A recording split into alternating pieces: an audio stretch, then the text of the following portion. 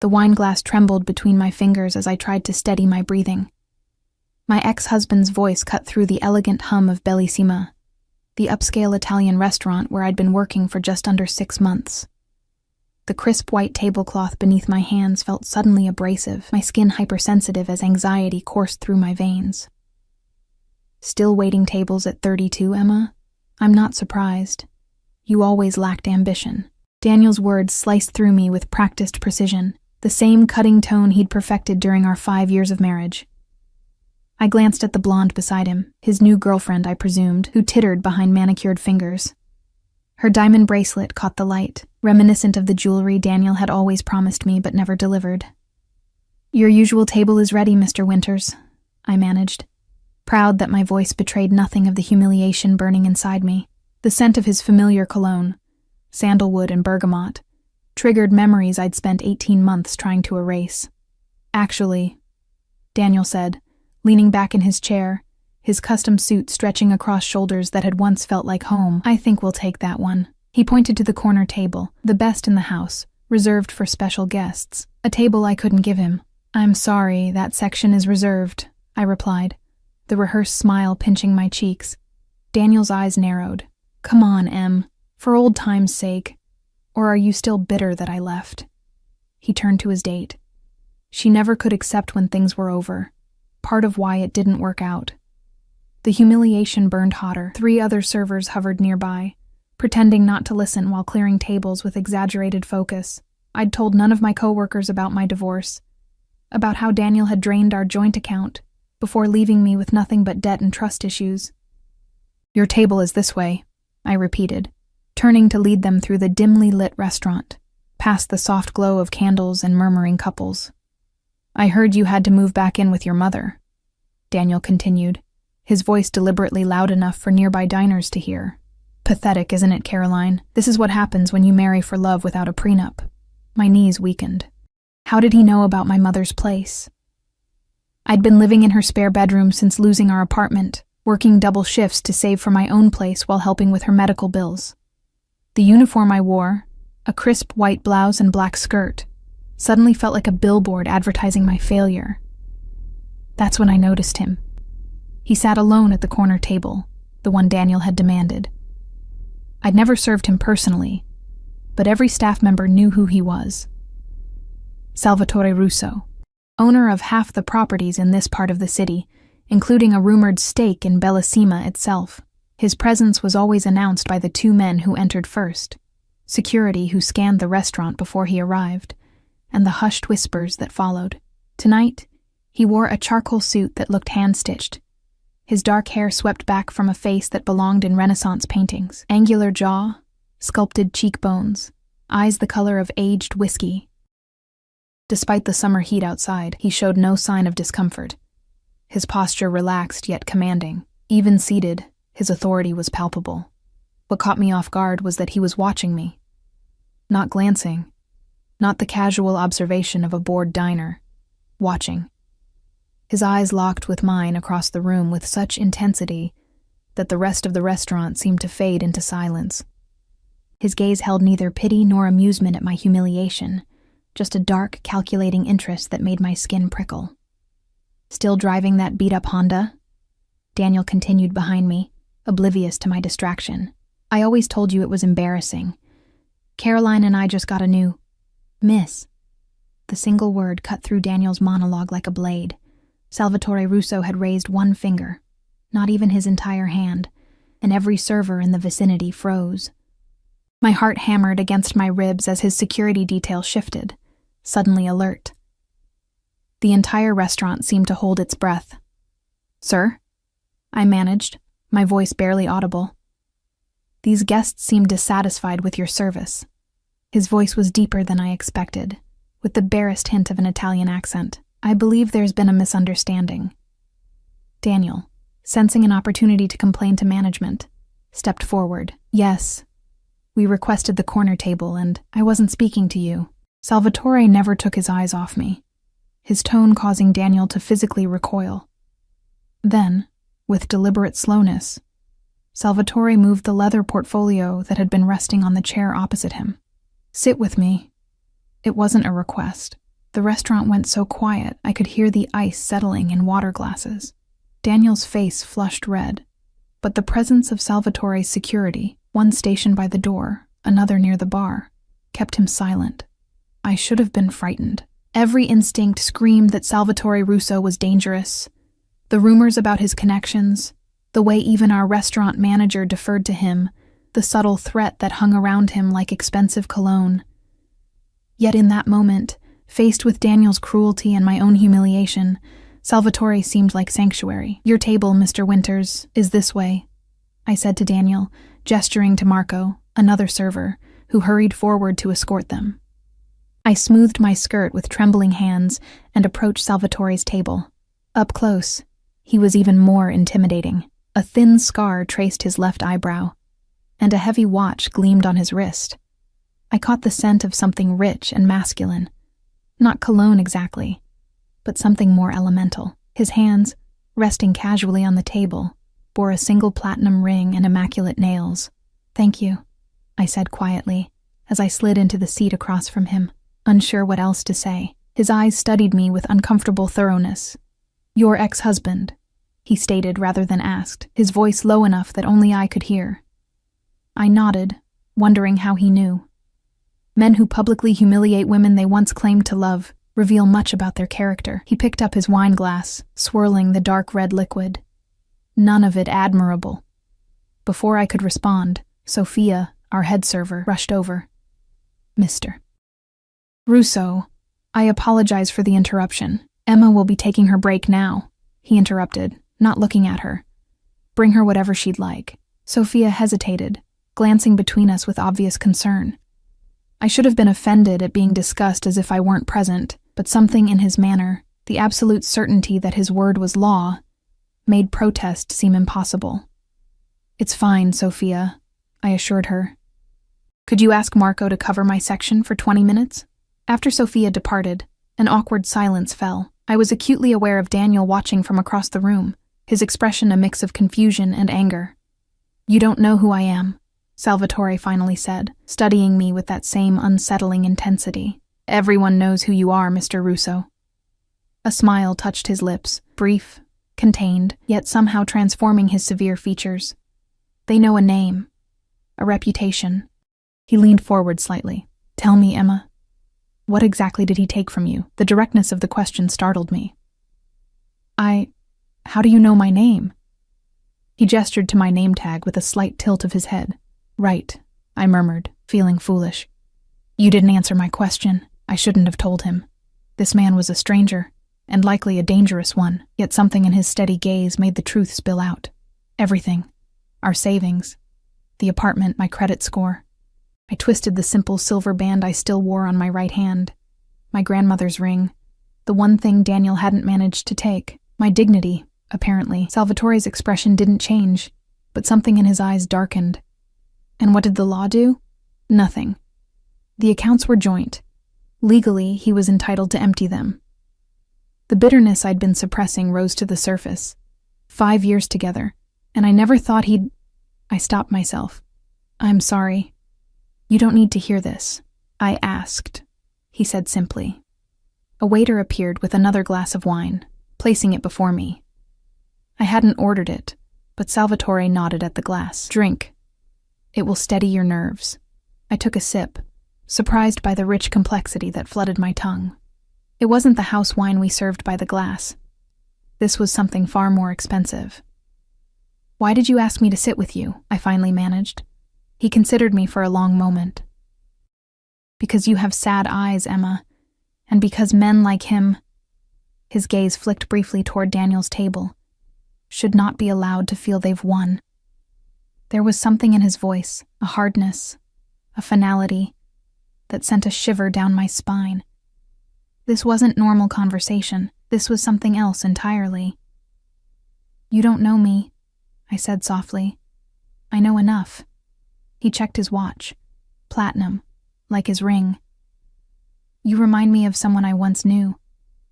Someone who also trusted unwisely." Before I could ask what he meant, his phone buzzed. He glanced at it briefly, then placed it face down on the table. I have a proposition for you, Emma. My body tensed immediately. I'd heard enough rumors about powerful men and vulnerable women to be wary. I'm not that kind, he cut in, his voice suddenly cold. Don't insult us both. Chastened, I nodded for him to continue. I'm hosting a charity gala this Saturday at the Laurent Hotel. I find myself unexpectedly without a companion for the evening. His eyes held mine. I would like you to accompany me. The request was so unexpected I nearly laughed. Me? I'm a waitress. You're a woman who has been wronged. He took a sip of his wine, watching me over the rim of his glass. I dislike seeing injustice go uncorrected. And taking me to a gala corrects it how? For the first time, something like genuine amusement crossed his features. Your ex-husband works for Hayes Investment Group, does he not? Lawrence Hayes will be attending my gala, with all his senior employees. My breath caught. Daniel had recently been promoted to senior financial advisor at Hayes, a fact he'd made sure to mention on social media where he knew I would see it. This is vengeance, then? I asked, uncertain. This is opportunity. Salvatore leaned forward, his voice dropping. Show up in a dress that makes him regret every decision he's ever made. Let him see you on my arm. Let him wonder why, of all the women in this city, Salvatore Russo chose his discarded wife. The offer was tempting. So tempting my hands shook, the chance to show Daniel I wasn't broken, wasn't destitute and desperate as he believed. The petty, wounded part of me that had cried into my pillow for months wanted to say yes immediately. But the rational part knew better. Why would you do this for a stranger? I asked. His expression remained unreadable. Perhaps I'm not as altruistic as I'm presenting. Perhaps I simply want the most interesting woman in the room on my arm. I'm not interesting. I'm ordinary. No, he said with such conviction I almost believed him. You're surviving. There's nothing ordinary about that. From across the restaurant, I could feel Daniel's eyes boring into us, could sense his confusion and growing anger. In one unexpected moment, the power dynamic between us had shifted. Say yes, Emma, Salvatore urged, his voice a velvet command. Let me show you what it feels like to be valued. It was madness, complete madness to consider going anywhere with this man. Yet as Daniel loudly ordered another bottle of champagne, as his date laughed at something surely at my expense, as my feet ached from a double shift that would barely cover my mother's medication this month, I found myself nodding. Yes, I whispered, sealing my fate with a single word. I'll go. Salvatore's smile was slow and satisfied, the look of a man who always got what he wanted. He reached into his jacket and withdrew a business card, sliding it across the table. My driver will collect you at 7. Text this number your address and dress size. He stood in one fluid motion, straightening his already immaculate jacket. Don't disappoint me, Emma. As he walked out, his security falling into step behind him, I clutched the heavy cardstock between my fingers. The restaurant resumed its normal rhythm, conversations rising again like the tide. Only I remained frozen, staring at the elegant black script on white cardstock. I'd just agreed to accompany one of the most dangerous men in the city to an event where I would face my ex-husband. All because of a moment of wounded pride and unexpected rescue. As I pocketed the card and stood to resume my shift, I caught Daniel's venomous gaze from across the room. For once, I didn't look away first. Whatever game Salvatore Russo was playing, I'd just become a willing piece on his board. And despite every warning bell ringing in my head, I couldn't bring myself to regret it. Not yet, anyway. The Laurent Hotel gleamed like a diamond against the night sky, its facade illuminated by strategically placed spotlights that highlighted the century-old architecture. I sat in the back of a sleek black Bentley, my fingers nervously smoothing the silk of a dress that cost more than 3 months of my rent. We've arrived, Miss Bennett. The driver, a broad-shouldered man named Anton, who hadn't spoken more than 10 words during our 20-minute drive, glanced at me in the rearview mirror. His eyes betrayed nothing, but I sensed he was assessing me, perhaps wondering why his employer had sent him to collect a waitress from a modest apartment on the unfashionable side of town. Thank you, I managed, my voice steadier than I felt. The dress had arrived yesterday in a box bearing the name of a designer I'd only seen in magazines, a deep emerald creation that hugged my body before cascading to the floor in liquid waves. With it came a pair of heels I'd spent hours practicing in, afraid of stumbling in front of Salvatore and his elite guests. No note accompanied these gifts, just a time and Anton's name. My mother had watched with worried eyes as I'd transformed myself in our small bathroom, applying makeup with trembling hands. "Emma, honey, are you sure about this?" she'd asked, leaning against the doorframe, her bathrobe belted tightly around her too-thin frame. "Men like that, they're used to taking what they want. It's just one night, Mom," I'd assured her, brushing mascara onto my lashes. One night of pretending to be someone else. But as Anton opened my door and offered his hand, as the cool night air carried the scent of wealth and privilege to my nostrils, I wondered if one night would be enough. Or too much. The hotel lobby bustled with beautiful people in exquisite clothing, all heading toward the grand ballroom where Salvatore's gala was being held. I followed Anton through the crowd, acutely aware of curious glances. Did I look as out of place as I felt? Could they sense the polyester uniform hanging in my closet at home? Anton led me to a private elevator, accessed with a key card. "Mr. Russo is waiting upstairs," he informed me as the doors closed, sealing us in polished mahogany and brass.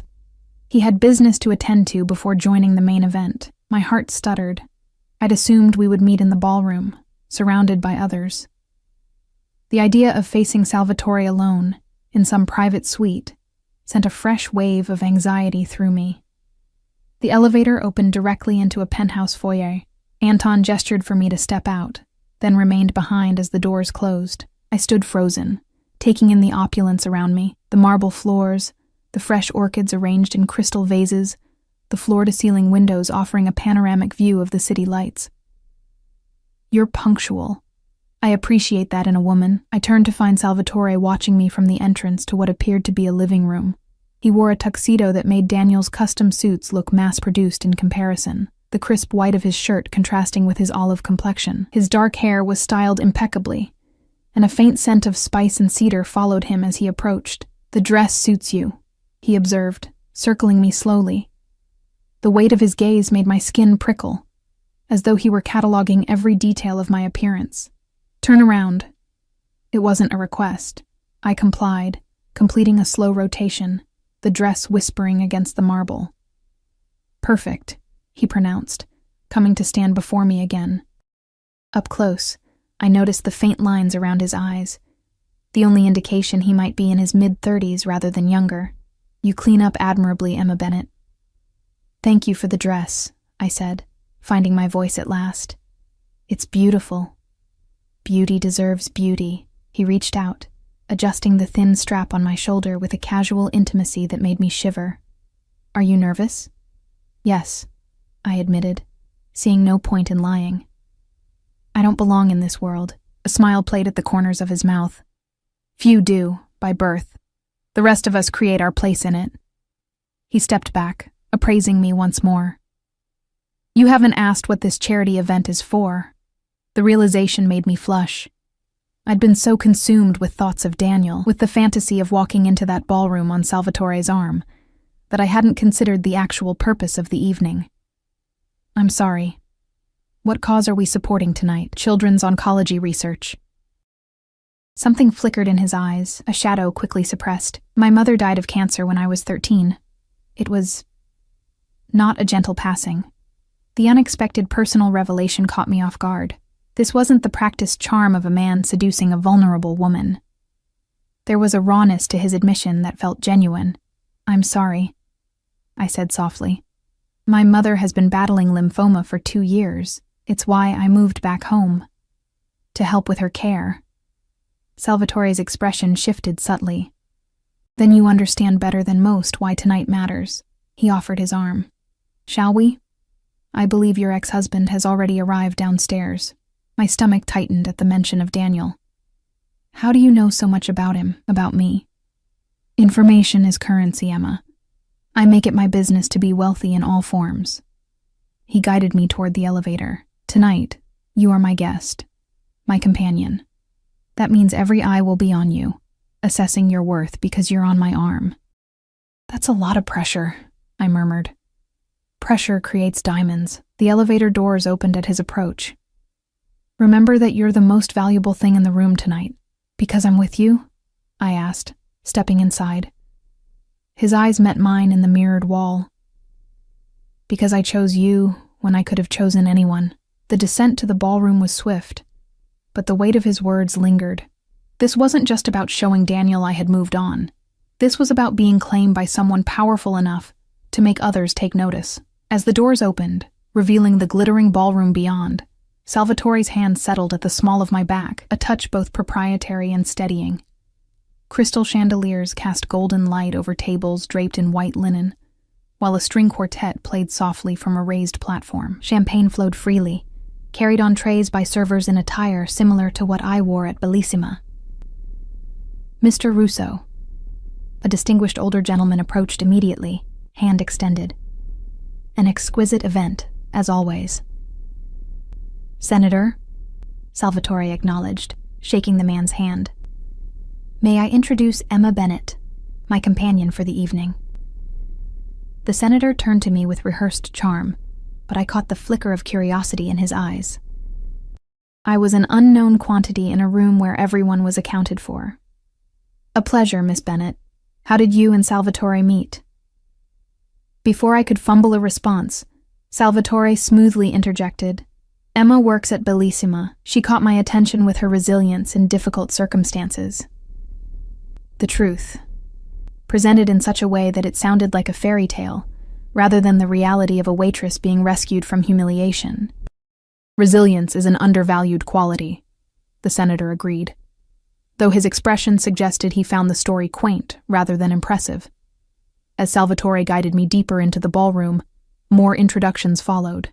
Business owners, politicians, old money families, all greeting Salvatore with respect tinged with caution. I smiled and nodded, hyper-aware that I was being assessed and likely found wanting. Then I saw him. Daniel stood near the bar, champagne flute in hand, laughing with colleagues. He wore a new tuxedo. I could tell from the way he kept adjusting the cuffs, always preening in new clothes, and had gotten a haircut since I'd seen him at the restaurant. The blonde wasn't with him tonight. Instead, he was surrounded by men in similar suits, all bearing the confident air of those who handled other people's money. "Ah," Salvatore murmured, following my gaze. "There he is." His hand at my back pressed slightly firmer. "Ready to make him regret his life choices, Emma?" I wasn't ready, not at all. But I nodded anyway, straightening my posture as Salvatore led me directly toward the group. Daniel's back was to us, giving me precious seconds to compose myself. "Lawrence?" Salvatore greeted a silver-haired man I recognized from Hayes Investment Group's website. "I trust you've brought me good news about those property acquisitions?" Lawrence Hayes turned, his face lighting with recognition and something like wariness. "Salvatore, of course the paperwork is nearly complete. Just a few more signatures," and he broke off, noticing me.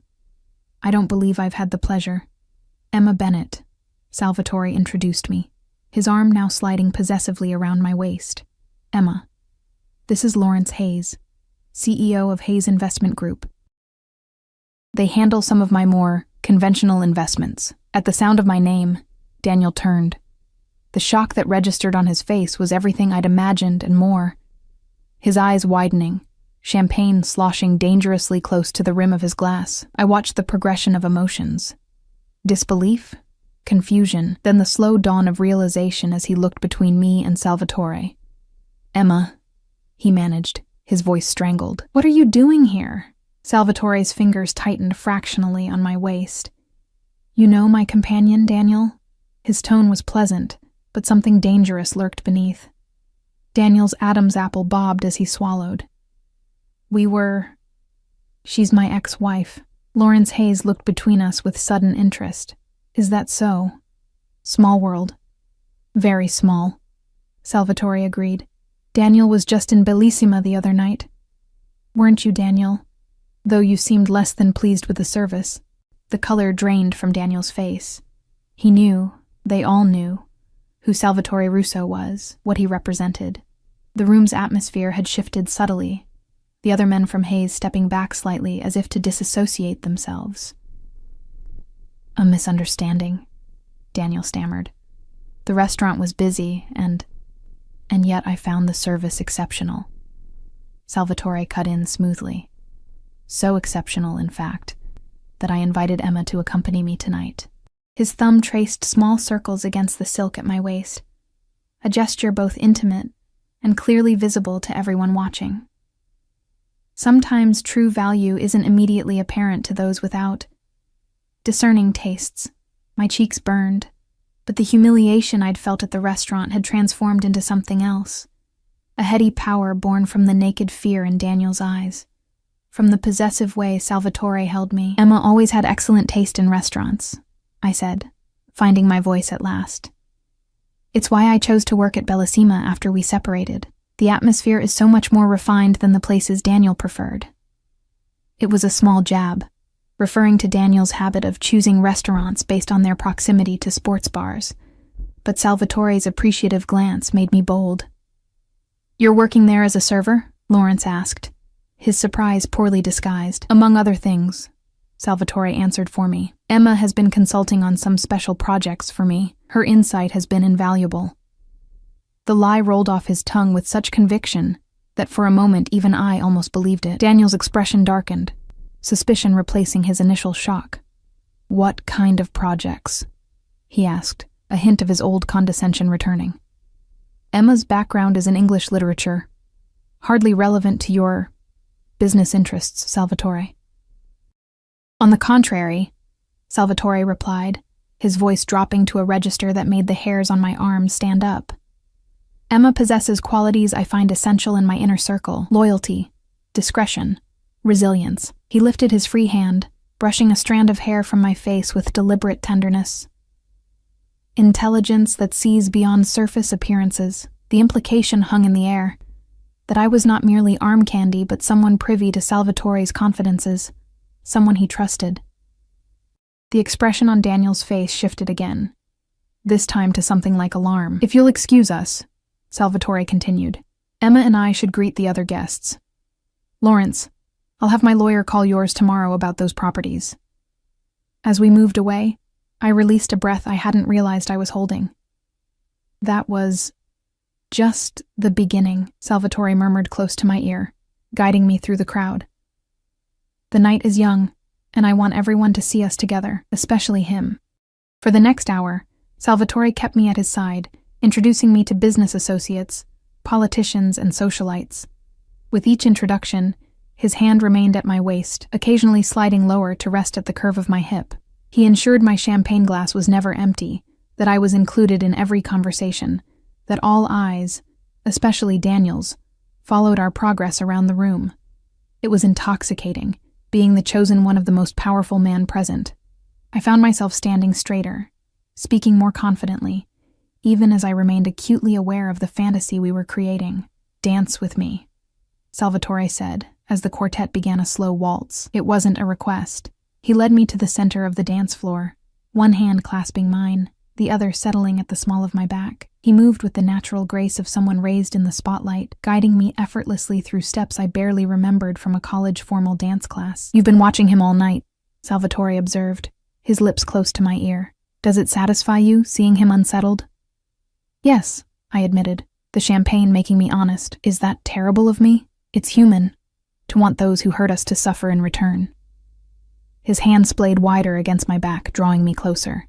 "But revenge is a poor substitute for power, Emma." "What do you mean?" "Your ex-husband took your security, your confidence.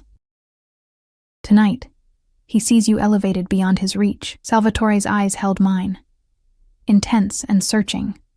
"But what happens tomorrow, when the dress goes back in its box and you return to Bellissima? Will his shock be worth the crash that follows?" The question pierced the champagne bubble I'd been floating in. Tomorrow, I would be back in my black skirt and white blouse. Back to double shifts and my mother's medical bills. Back to reality. "You're saying I'll regret this," I murmured, suddenly aware of how many eyes were on us, how many whispers followed our movement across the floor. "I'm saying one night of revenge is fleeting." His fingers tightened on mine. "But a complete transformation, that would destroy him." My heart stuttered. "What are you suggesting?" The music shifted, and Salvatore drew me even closer. my body now flush against his. I could use someone like you, Emma. Someone overlooked, underestimated. Someone with nothing left to lose. Use me for what? His smile was slow and dangerous. Let's discuss that privately, later. Before I could respond, I felt his body tense slightly. Following his gaze, I saw a man approaching, tall, silver-haired, with the confident stride of someone used to command. Unlike the other guests who waited for Salvatore's acknowledgement, this man moved directly toward us, interrupting our dance without hesitation. "Salvatore," the man greeted, his accent distinctly Eastern European. "A word." Salvatore's expression hardened for a fraction of a second, before smoothing into polite acknowledgement. "Mikhail, I wasn't aware you were on the guest list. A last-minute addition," Mikhail replied, his eyes sliding to me with cold assessment. "Private matters require discussion." The tension between the two men was palpable, electricity crackling in the narrow space separating them. Without looking at me, Salvatore said, "Emma, would you mind getting us some fresh champagne? I need a brief moment with an old associate." I nodded, stepping away from the security of his presence, feeling suddenly exposed in the emerald dress that marked me as Salvatore's companion. As I made my way to the bar, I sensed eyes following, some curious, some dismissive, some calculating.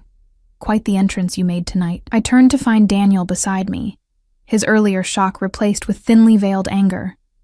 Up close, I could smell the champagne on his breath, see the slight flush across his cheekbones that indicated he'd had too many. "Daniel," I acknowledged coolly, signaling the bartender for 2 glasses. "Enjoying the party?" "What the hell are you doing with Salvatore Russo?" he hissed, leaning closer. "Do you have any idea who he is? What he does?" "He's been nothing but a gentleman to me," I replied, keeping my voice steady.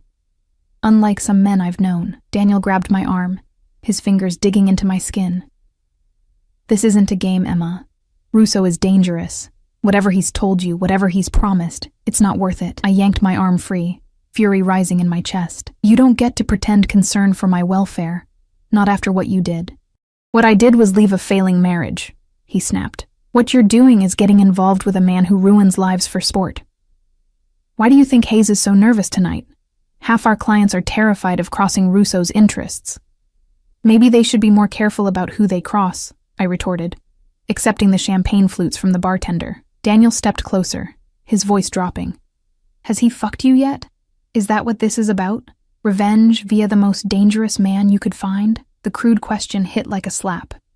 Before I could respond, a hand settled on Daniel's shoulder, not Salvatore's, but Anton's, the driver who had brought me to the hotel. "Mr. Russo suggests you step away from Miss Bennett," Anton said quietly, his massive frame dwarfing Daniel's.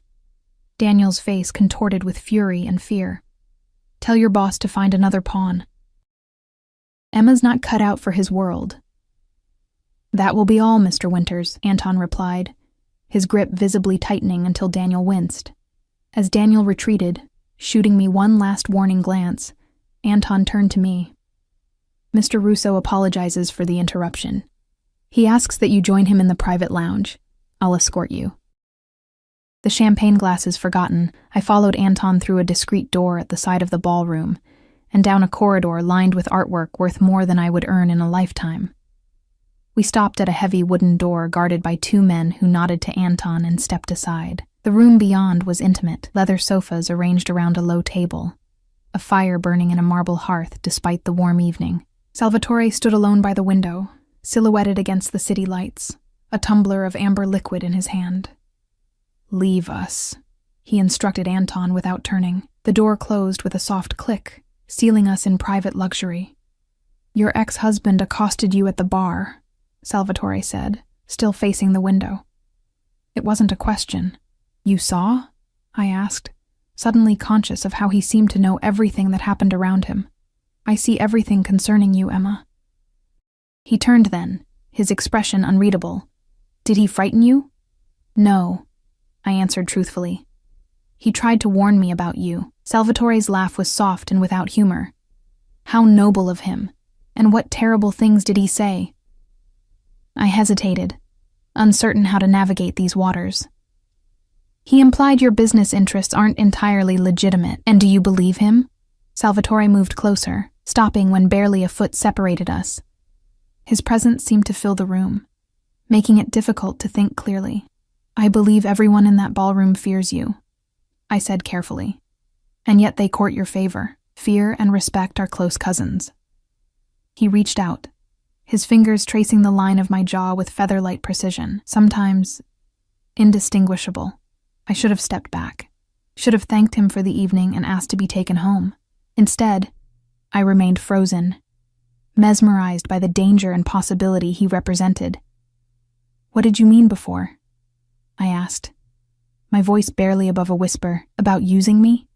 His hand dropped to the side of my neck, thumb resting at the pulse point where my heartbeat betrayed my nervous anticipation. I meant exactly what I said. I need someone loyal, someone overlooked, someone with nothing left to lose. His eyes held mine. Someone like you, Emma Bennett.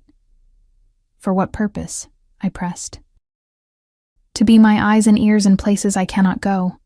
To be above suspicion. His thumb moved in a slow circle against my skin. To belong to me. In all ways that matter. The possessiveness in his voice should have repelled me. Instead, it ignited something primal. The desire to be claimed, to be valued, to be protected after months of vulnerability. And if I say yes, my voice trembled despite my efforts to control it. What then? Salvatore's eyes darkened. Then you enter my world completely. No more waiting tables. No more financial worries.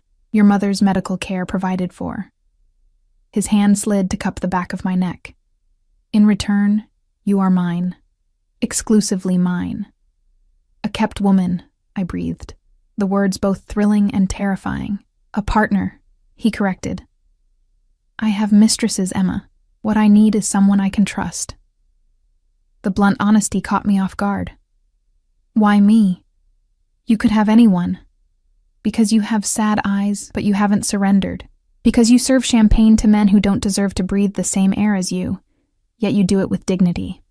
His gaze burned into mine. Because from the moment I saw him humiliate you, I wanted to possess what he was foolish enough to discard. It was a confession of obsession, not love. A dangerous proposition from a dangerous man. Yet as the fire crackled and the muffled sounds of the gala continued beyond the door, I found myself weighing not whether to accept, but what I would become if I did. I need to think, I whispered. Salvatore nodded once, releasing me. You have until tomorrow night. I'll send Anton for your answer. He moved back to the window, dismissal clear in his posture. For tonight, we return to our performance. Your ex-husband should leave with no doubt about who you belong to now. As if summoned by those words, Anton appeared at the door, ready to escort me back to the ballroom and the fantasy we had crafted for public consumption. One more night of pretending before I had to decide whether to make the fantasy permanent. And as Salvatore offered his arm once more, as we stepped back into the glittering crowd with his hand possessively at my waist, I caught Daniel watching us with naked fear in his eyes. Fear not for himself, I realized with sudden clarity, but for me. The morning after the gala, I awoke to sunlight filtering through thin curtains and the distant sound of my mother's television in the living room. For a moment, I lay still, the emerald dress hanging on my closet door, the only evidence that last night hadn't been a dream. My phone buzzed on the nightstand, a text from an unknown number. Your decision, 8 p.m. tonight. Simple. Direct, leaving no room for negotiation or delay. I pressed the phone to my chest, memories flooding back, Salvatore's hand at my waist, the fear in Daniel's eyes, the promise of a life where financial worries wouldn't consume my every waking moment, where my mother's medical care would be guaranteed, where I would belong to someone powerful enough to remake my world. Emma? My mother's soft knock preceded her appearance in the doorway. She looked paler this morning, the treatments taking their toll. How was your evening with the mysterious Mr. Russo? I sat up, trying to arrange my thoughts into something that wouldn't worry her. It was interesting, opulent. She studied me with the perceptiveness that illness had only sharpened. And dangerous, I imagine. She moved to sit at the edge of my bed, her bathrobe hanging loosely on her thinning frame. You had that look when you came home last night. The same look you had before you ran off to marry Daniel. This isn't like that, I protested, though I wasn't entirely convinced myself. No, she agreed, surprising me. It's worse. Men like Salvatore Russo don't pursue waitresses for their conversation, Emma. She took my hand, her fingers cool against my skin. Whatever he's offering, remember there will be a price. If only she knew how right she was, and how tempted I was to pay it. I have to get ready for work, I said, slipping from beneath the covers. My shift at Bellissima started at noon, giving me precious little time to process everything before facing the real world again. My mother nodded, rising slowly. Just promise me you'll be careful. I can't lose you too. The words hit like a physical blow. After my father's death 3 years ago, and her diagnosis shortly after, we had only each other. My decision wouldn't affect just me. I promise, I whispered, knowing it might be a promise I couldn't keep. Bellissima was quiet for a Tuesday lunch service, the dining room half empty as I moved between tables with practiced efficiency. My uniform felt strange after the silk and luxury of last night. The orthopedic shoes a jarring contrast to the designer heels Salvatore had provided. Table 7 is asking for you specifically, Sophia told me during a lull, curiosity evident in her expression. A Mr. Hayes. My stomach dropped. Lawrence Hayes, Daniel's boss. I smoothed my apron with trembling hands and made my way to the corner table where the silver-haired executive sat alone, examining the wine list with studied casualness. Mr. Hayes, I greeted him, professional smile firmly in place. Welcome to Bellissima. He looked up, assessing me with new interest. Without the emerald dress and Salvatore's arm around my waist, I was just another server, yet he'd sought me out deliberately. Miss Bennett. Thank you for taking my table. He closed the menu, his manner direct. I'll have the grilled salmon and a glass of whatever white wine you recommend. But first, I'd appreciate a moment of your time. I glanced around the half-empty restaurant. Of course.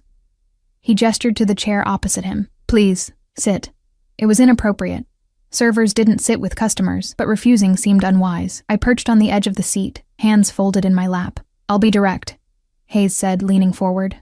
Your presence with Salvatore Russo last night raised some concerns. I don't see how my personal life concerns Hayes' investment group, I replied carefully. His smile was thin. Normally it wouldn't, but Daniel's reaction was noticeable. And given Salvatore's recent interest in acquiring properties our firm has stakes in, I can't help wondering about the timing. The implication was clear. He suspected I was being used to manipulate Daniel to get information about Hayes' investments. Mr. Hayes, I was invited to the gala as Mr. Russo's companion. Nothing more. I maintained eye contact, refusing to be intimidated. If Daniel was uncomfortable seeing me there, that's unfortunate, but hardly my concern. Hayes studied me, searching for deception. Daniel says you're not the type to get involved with someone like Russo, that you're too principled. A bitter laugh escaped before I could stop it. Daniel emptied our joint accounts and left me with nothing but debt when he decided our marriage was inconvenient. His assessment of my principles is hardly reliable. Something like respect flickered in Hayes' eyes. Fair enough.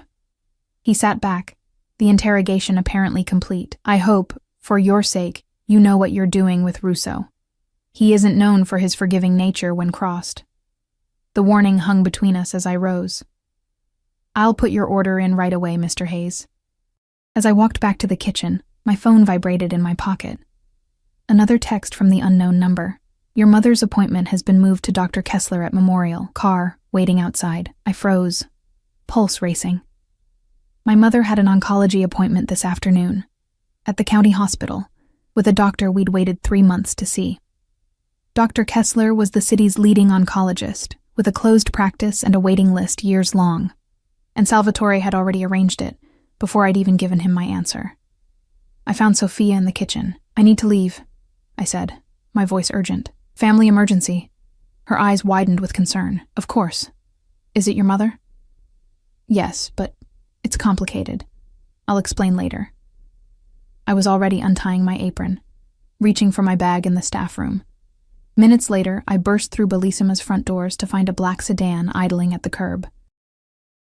The driver, not Anton this time, but a woman with a severe bob and perfect posture, opened the rear door without a word. "Who are you?" I demanded, not moving toward the car. "Maria. I work for Mr. Russo." Her voice was clipped, professional. "Your mother is already in the car. We're going to be late for her appointment if we don't leave now." Sure enough, I could see my mother's confused face peering from the back seat. I approached cautiously, opening the door wider. "Emma, what's happening?" she asked as I slid in beside her. "This woman showed up saying my doctor appointment was changed. I tried to call you, but it's all right," I assured her, taking her hand as the car pulled away from the curb. "It's been arranged by a friend." "Mr. Russo," Maria supplied from the front seat, meeting my eyes in the rearview mirror. "Dr. Kessler is his personal physician. The doctor has reviewed your mother's files and believes there may be treatment options your previous doctors overlooked." My mother turned to me, alarm replacing confusion. "Emma, what have you done?" "Nothing," I said quickly. "Not yet. I searched for words that wouldn't frighten her further. This is a gesture of goodwill. Or a demonstration of power, a reminder of what Salvatore could provide, and what accepting his offer would mean." The ride to Memorial was silent, my mother's hand clutching mine with surprising strength. When we arrived, we were escorted past the crowded waiting room directly to a private suite where Dr. Kessler, a distinguished man in his 60s with kind eyes and confident movements, was waiting. "Mrs. Bennett, Miss Bennett," he greeted us warmly. "I've been reviewing your case. I believe we have options to discuss."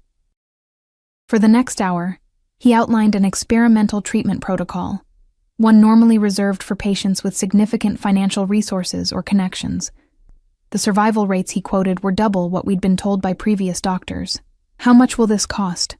my mother asked, ever practical despite the hope now brightening her eyes. Dr. Kessler's smile was practiced. "The financial aspects have been arranged. You're to focus on getting well, Mrs. Bennett." As the appointment concluded, a nurse appeared with a schedule of treatments beginning the following week. My mother was led away for preliminary blood work, leaving me alone with Dr. Kessler. "Mr. Russo is very interested in your mother's recovery," he said, his tone careful. "It's rare for him to involve himself in a patient's care so directly." I swallowed hard. And if things changed between Mr. Russo and myself, would my mother's treatment continue? The doctor's expression revealed nothing. I couldn't say. I only know that he was explicit about providing the best care possible, regardless of cost. The message couldn't have been clearer. My mother's life was now a bargaining chip. When we returned home that afternoon, my mother sat me down at our small kitchen table. "Emma, you need to tell me what's going on. Who is this man, and why is he paying for my treatment?" I couldn't meet her eyes. "He's offered me a position, working for him." "What kind of position?" Her voice was sharp with suspicion. "A companion, an assistant of sorts." The half-truths stuck in my throat. She reached across the table, forcing me to look at her. "Do you know what they called women like that in my day? Mistresses. Kept women." Her fingers tightened on mine. "Is that what this is?" "It's complicated," I whispered. "No, it isn't." She released my hand, sitting back. "He's buying you with my treatment, and the worst part is, you're considering it." Tears burned behind my eyes. "What choice do I have, Mom? We're drowning in medical debt. This treatment could save your life, not at the cost of yours," she countered fiercely. "I won't have my life extended by watching you sell yourself to a man like that." "You don't understand what he's offering," I said, rising from the table. "Security. Protection. A life where we don't have to struggle for every basic necessity. And what's the price? Your freedom? Your safety?" She shook her head. "Your father would—" "Dad isn't here," I cut in, harsher than I intended. "He left us with nothing but memories and an insurance policy that barely covered the funeral costs." I'm trying to be practical. The hurt in her eyes made me instantly regret my words. But before I could apologize, my phone buzzed again. 7 p.m. Decision time moved up. Car coming. I stared at the screen, heart pounding. The shift in timeline felt deliberate, calculated to catch me off balance after the emotional whirlwind of the day. "That's him, isn't it?" my mother asked quietly. I nodded, unable to speak. She stood slowly, steadying herself against the table. "Whatever you decide, Emma, remember who you are. Your soul isn't for sale, no matter how pretty the package." As she retreated to her bedroom, I remained frozen in our kitchen, the clock on the wall ticking away the minutes until I would have to give Salvatore my answer. An answer that had become infinitely more complicated now that he'd demonstrated exactly what he could offer, and what I stood to lose. The sleek black car arrived precisely at 7, idling outside our apartment building with quiet authority. I'd changed 3 times, finally settling on a simple navy dress, respectable but unremarkable. If this was to be a business arrangement, I would present myself accordingly. "I won't wait up," my mother said from her bedroom doorway, her face drawn with worry in the aftermath of today's extensive tests. "Just remember what I said." I kissed her cheek, inhaling the familiar scent of her lavender soap. "I love you," I whispered, words that felt simultaneously inadequate and all-encompassing. Anton opened the car door as I approached, his expression as impassive as ever. "Miss Bennett." The drive was silent, the darkening city sliding past my window like scenes from a life I was leaving behind. We didn't head toward the restaurant or the Laurent Hotel, but into the exclusive North Shore neighborhood where mansions stood behind wrought iron gates and private security. The car turned into a curved driveway, approaching a modern structure of glass and stone perched at the edge of a cliff overlooking the water. Unlike the ostentatious homes we'd passed, this one projected quiet power, understated elegance that required no explanation. "Mr. Russo is waiting in the study," Anton informed me as we entered a soaring foyer of marble and light. "This way." I followed him through the immaculate house, noting the absence of personal touches, no photographs, no mementos, nothing that revealed the man who lived here. The art on the walls was museum quality but emotionally distant, abstract paintings and ancient sculptures behind subtle security glass. Anton knocked once on a heavy wooden door before opening it and gesturing me inside. The study was warm compared to the rest of the house, walls lined with leather-bound books, a fire crackling in a stone hearth, deep leather chairs arranged around a low table bearing a crystal decanter. Salvatore stood by the windows that overlooked the water, silhouetted against the last purple light of sunset. He wore dark trousers and a white shirt, sleeves rolled to the elbows, revealing strong forearms and the glint of an expensive watch. "Emma." He turned as the door closed behind me, Anton withdrawing silently. "Right on time." "You moved up our appointment," I said, remaining near the door, maintaining distance between us. After arranging my mother's medical care without my consent, a slight smile touched his lips. "You're angry." "I'm cautious," I corrected. "You've demonstrated your power and resources quite effectively today." He crossed to a small bar, pouring amber liquid into 2 crystal tumblers. "Would you prefer I hadn't arranged the appointment? Dr. Kessler is difficult to access on short notice. I would prefer understanding your motives before my mother becomes dependent on your generosity." He approached, offering one of the glasses. "My motives are exactly as I stated last night.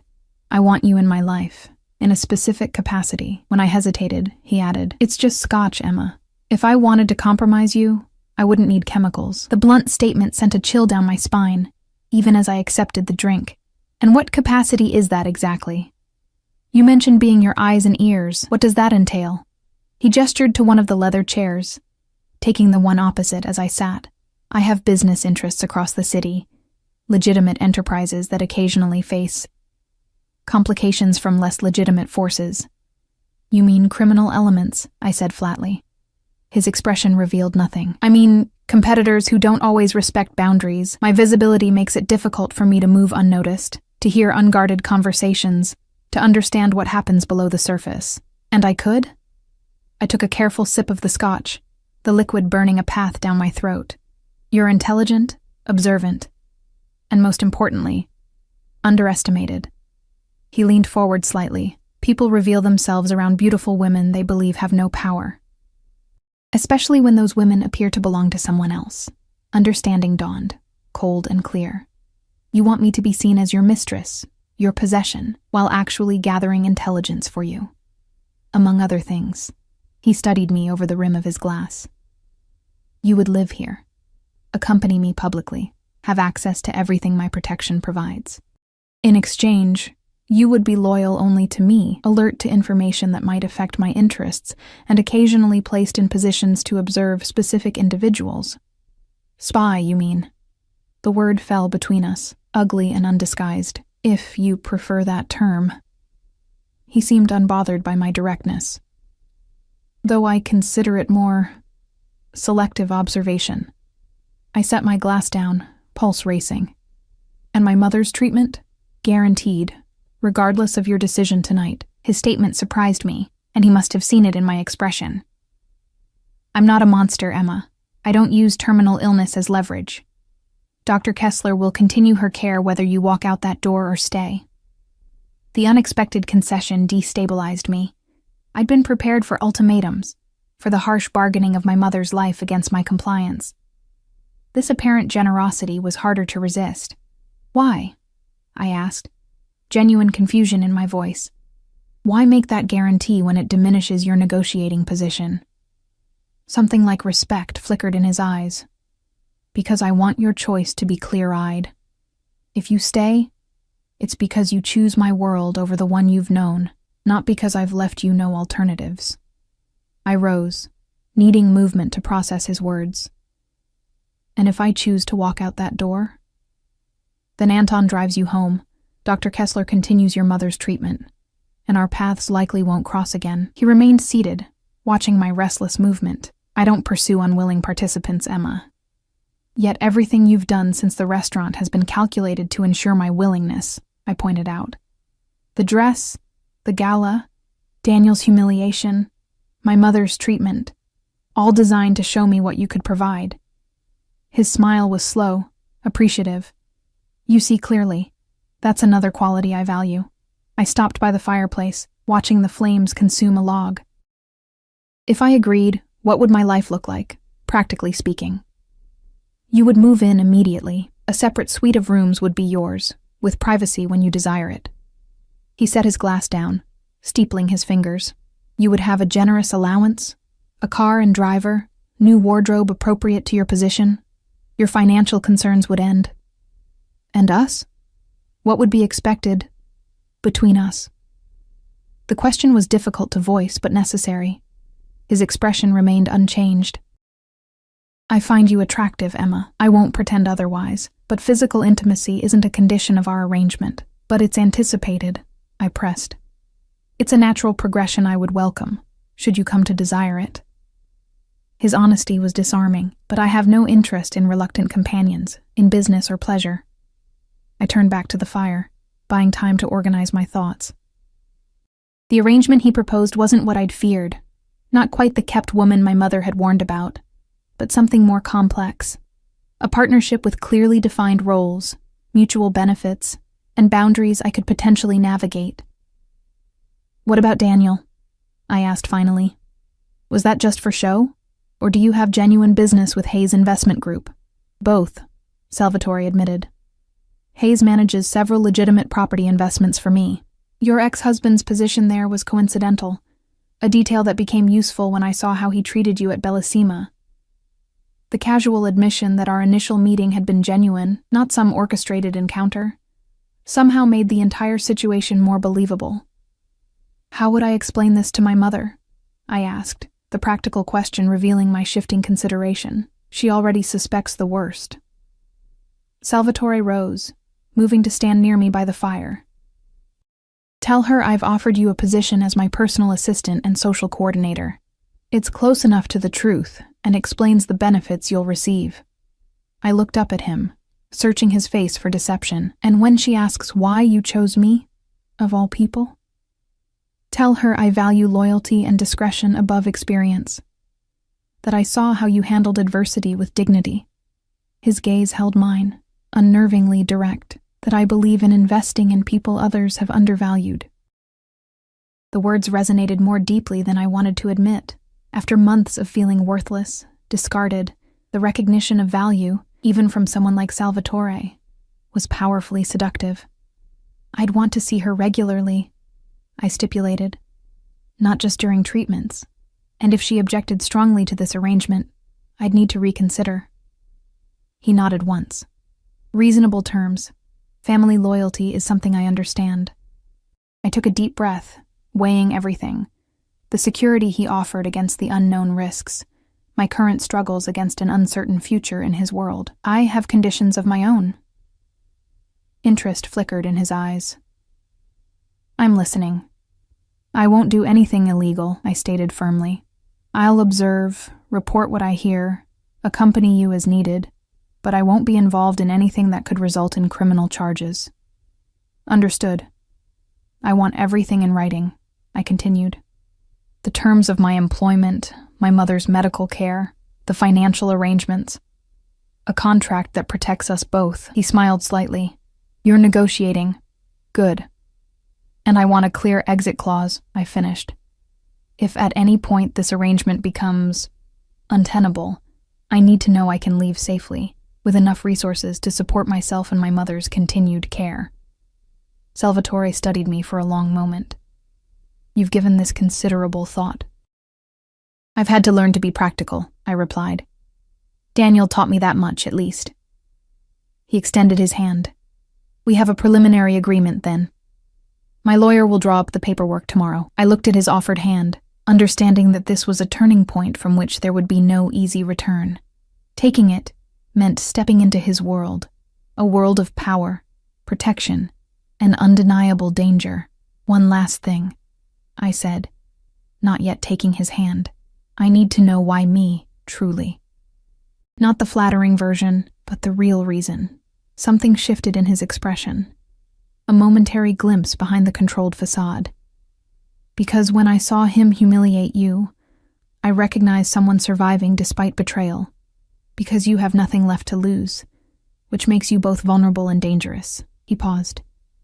And because I've learned that the most valuable loyalties come from people who've seen the worst of humanity and still choose to believe in something better. It wasn't romance. It wasn't even particularly kind.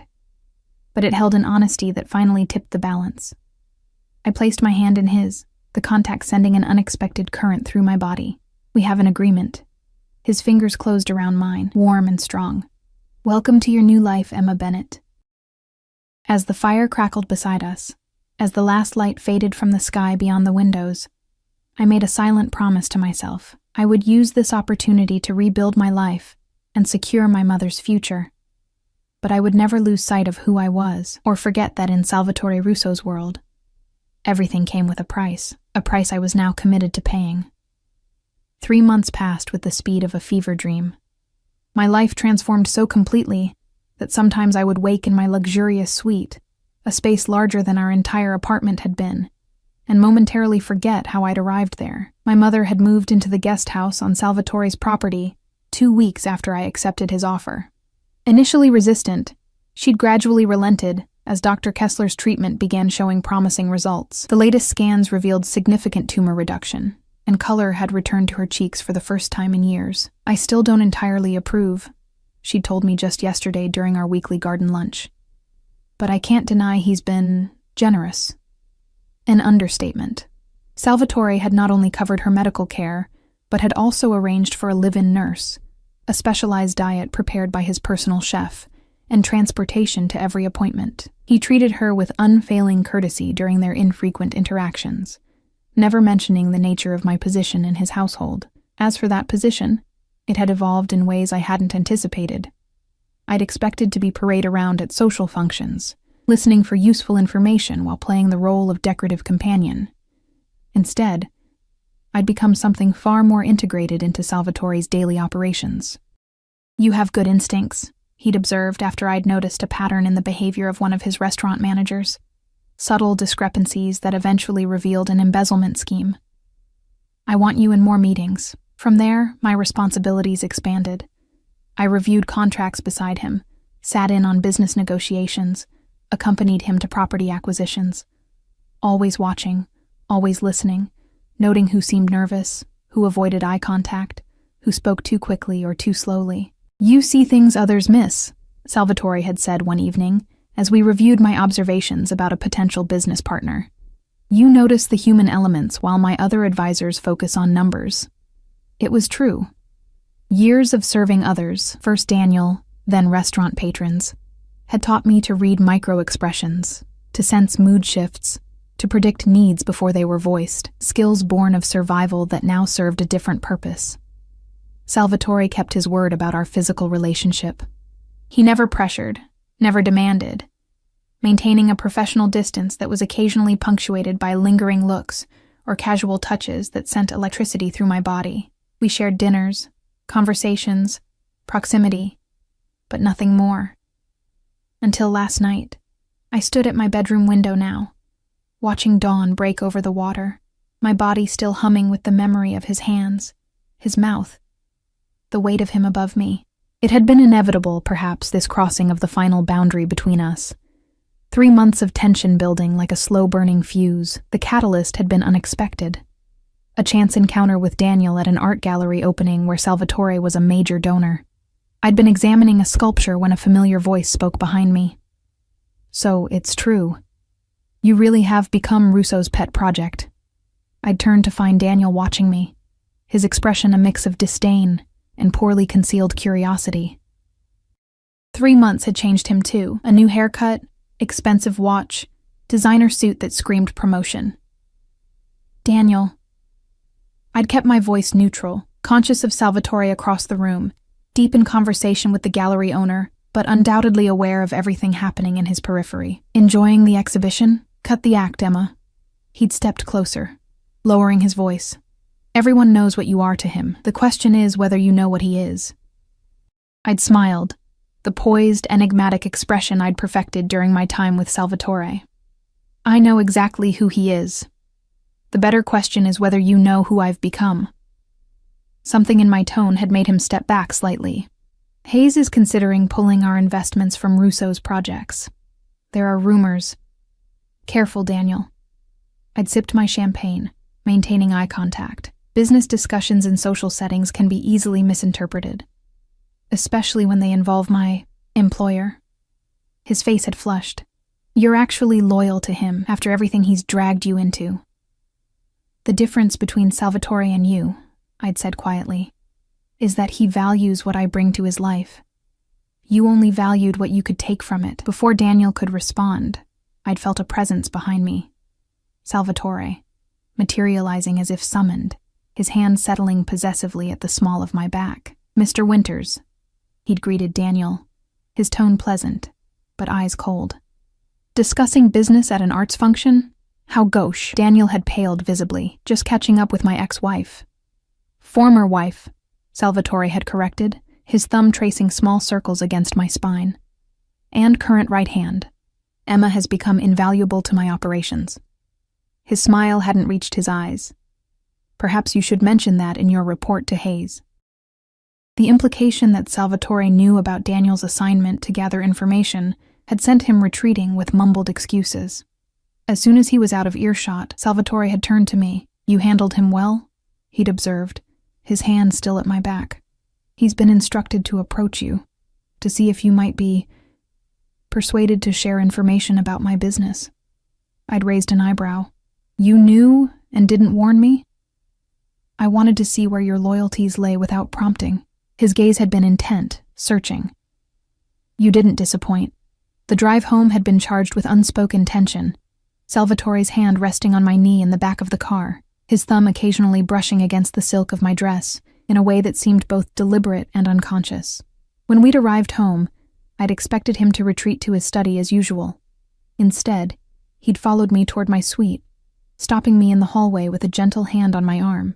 "You've never asked about the rumors," he'd said, his voice low in the dimly lit corridor. "About my business, my connections, the things Daniel and others have tried to warn you about." I'd turned to face him, suddenly aware of how close he stood, of the heat emanating from his body. "Would you answer truthfully if I did?" "Perhaps." His fingers had traced a path from my shoulder to my collarbone, featherlight. "Would it change anything between us?" The question hung between us, the acknowledgement that whatever I knew or suspected about his dealings, I had already made my choice to remain. No, I'd admitted, it wouldn't. His hand had cupped my face, thumb brushing across my lower lip. Why? Because you've kept every promise you've made to me, I'd whispered. Because my mother is getting better, because you've given me purpose when I had none. Not love, then, he'd said, his voice neutral. Not love, I'd agreed. Something more complicated.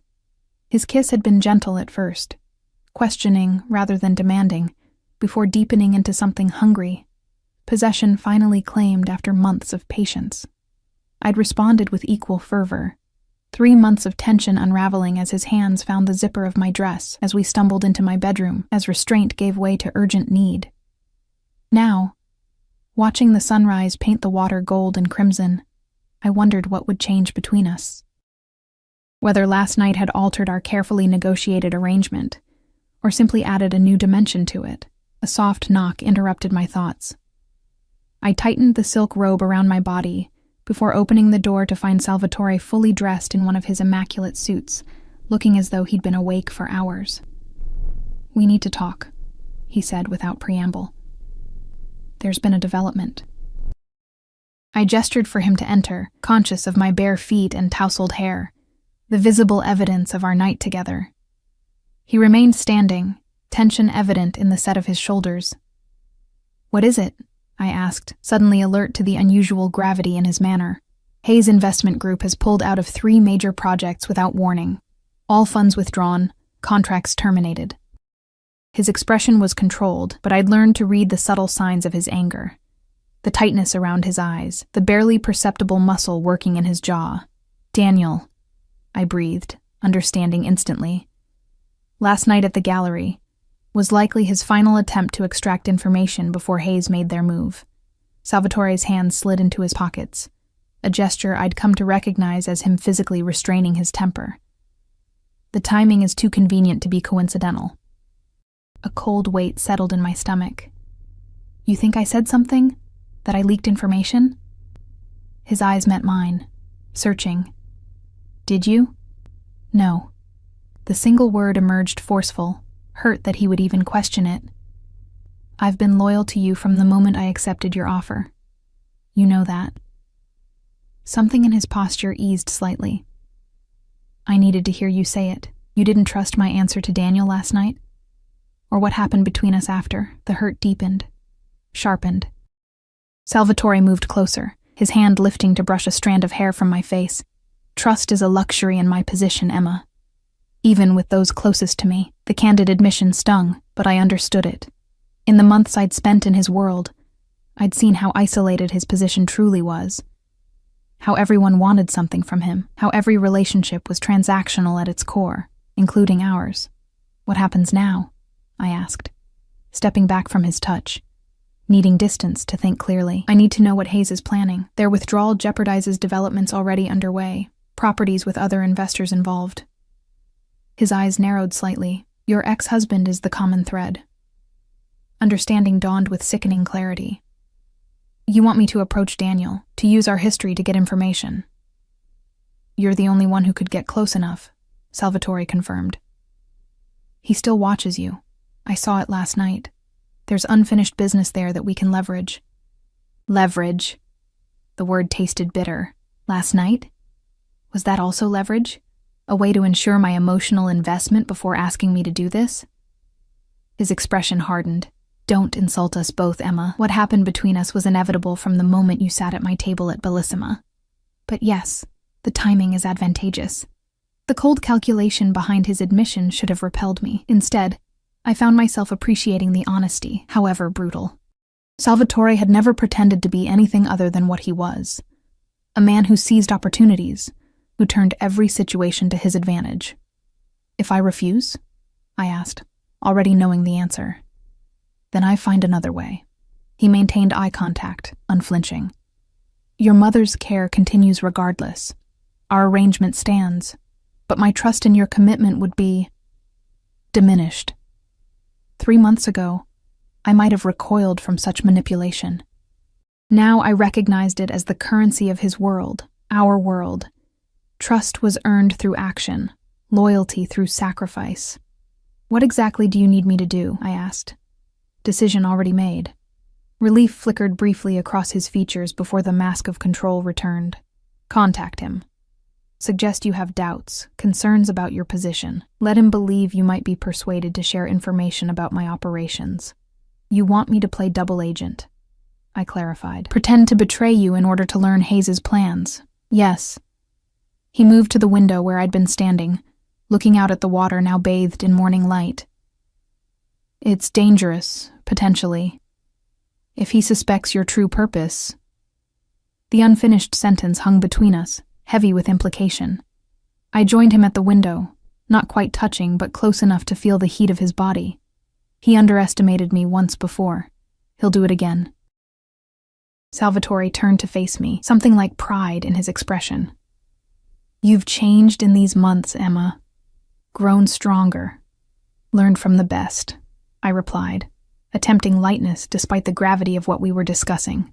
His hand found mine, fingers interlacing with unexpected gentleness. "If at any point you feel endangered, you extract yourself immediately. Promise me."